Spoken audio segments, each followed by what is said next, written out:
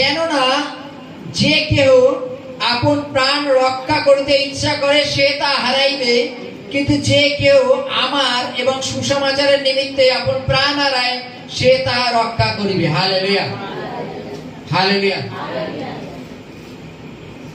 Hallelujah. আমরা আমাদের প্রত্যেকের সেফটির জন্য এলআইসি করে থাকি, জানেন? কে কে জানেন? হাত তোলেন। সবাই জানেন তো নাকি? আমরা আমাদের সেফটির জন্য এলআইসি করে থাকি, জানেন সবাই?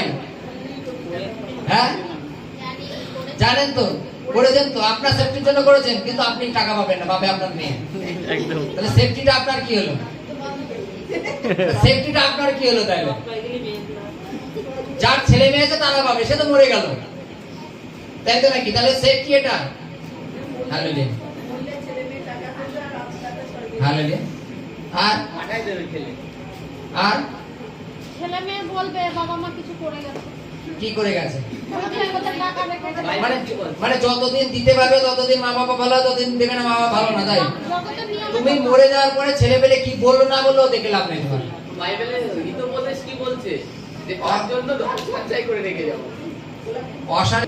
তাই তো, আমরাই পাবো সেটা। ফিউচারে কে পাবো? আমরা পাবো। আমরাই পাবো। জগতে যদি আমরা এলআইসি করি, সঞ্চয় করি, সেটা আমরা পট করে মরে গেলাম, অ্যাক্সিডেন্ট হয়ে ছেলে মেয়েগুলো টাকা তুলে খেয়ে নিল, তাই তো নাকি? কিন্তু আমরা প্রভুর প্রার্থনায় এসে বাক্য শুনে আমরা যে সঞ্চয় করছি এটা আমাদের জন্যই স্বর্গরাজ্যে গচ্ছিত আছে। Hallelujah, hallelujah. বাইবেলে লেখা আছে যে কেউ আপন প্রাণ রক্ষা করতে ইচ্ছা করে সে তা হারাইবে, আর যে কেউ আমার এবং সুসমাচারের নিমিত্তে আপন প্রাণ হারায় সে তা রক্ষা করিবে। হালেলুয়া। আমরা মাইকেল জ্যাকসনের নাম শুনেছি, তার জীবন চরিত্র জানি তো, জানি তো নাকি?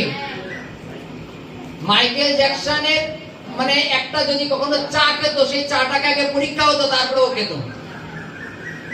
ওর বাড়িতে, ওর ঘরের মধ্যে অলরেডি ডাক্তার থাকতো, একটা দুটো না, ওর ঘরের মধ্যে ল্যাবরেটরি মেডিকেল সব থাকতো। মানে ও একবার হ্যাচ্চ দিলে সেটাকে পরীক্ষা করা হতো যে ওর মধ্যে কোন রোগ ঢুকলো কেন, জানো?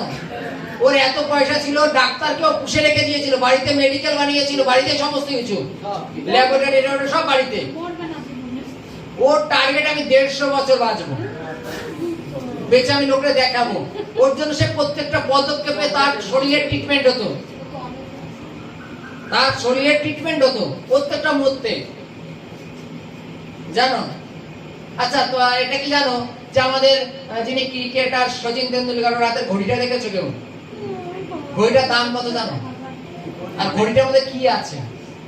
আমরা তো 1000, 2000, 5000 ঘড়ি দেখেছি, লক্ষ লক্ষ টাকার ঘড়ি। কিসের? সে যদি জোরে কথা বলে, তার হার্ট যদি এরকম হয়, সেই হার্টটাও ঘড়িতে বলে দেবে তোমার হার্ট প্রেসার বেশি।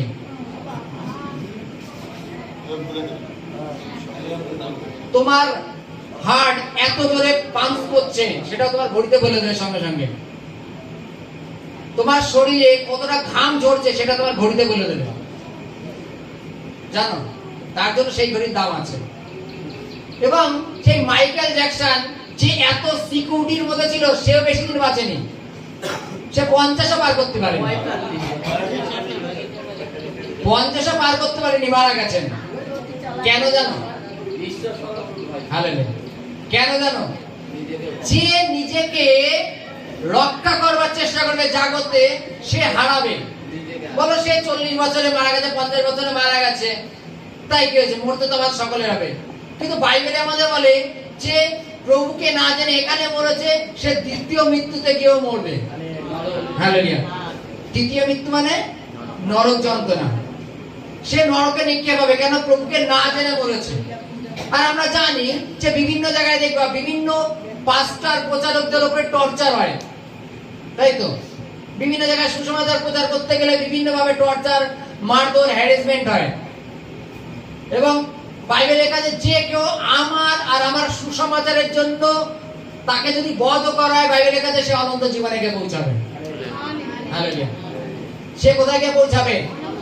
অনন্ত জীবনের জন্য। এবার অনন্ত জীবনে পৌঁছাতে গেলে বাইবেলে লেখা আছে যে কেউ আমার আর আমার সুসমাচারের নিমিত্ত, এখানে দুটো কারণ দিয়েছে।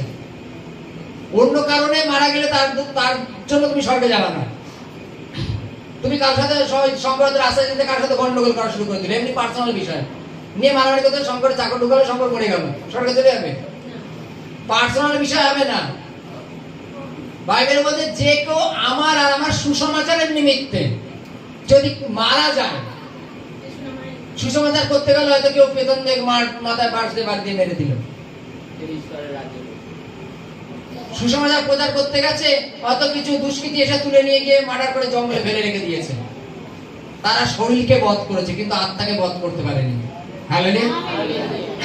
তারা শরীরকে বধ করেছে, আত্মাকে বধ করতে পারেনি। বাইবেল বলছে যে কেউ মাইকেল জ্যাকসনের মতো আপন প্রাণ রক্ষা করতে যাবে, আপন শরীর বাঁচাতে চাইবে, সে সেটা হারাবে। আমি তাকে নিয়ে উপহাস করছি না, কিন্তু তাকে নিয়ে আমাদের কিছু চেতনা বাক্য আসে, কাউকে দেখে আমাদের কিছু শেখা প্রয়োজন আছে, তাই তো?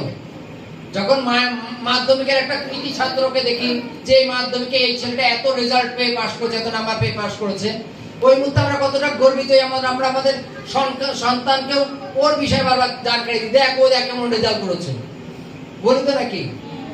ফলে এইরকম কিছু উদাহরণ আমাদের জীবনে আসা প্রয়োজন। আজকে সে হারিয়েছে প্রাণ, কিন্তু যদি তোমরা ঈশ্বরের জন্য আর ঈশ্বরের সুসমাচারের জন্য যদি তোমাদের প্রাণ হারায়, তুমি সেটা রক্ষা করছো। কোথায়? স্বর্গের রাজ্যে। কেন? তুমি ঈশ্বরের সুসমাচার শুনেছো, ঈশ্বরের সুসমাচার পালন করছো এবং তদনুসারে চলছো, যার জন্য ঈশ্বর তোমার আত্মাকে রক্ষা করবেন। হালেলুয়া। ফলে আমরা এলআইসি কোথায় করেছি? কোথায় করবো? স্বর্গেই করবো। কেন? বাইবেলে লেখা আছে যদি আমরা জগতে সঞ্চয় করি তার মৃত্যু আছে, কিন্তু যদি আমরা প্রভুতে করি তাহলে সেটা অনন্ত জীবন আছে। হালেলুয়া।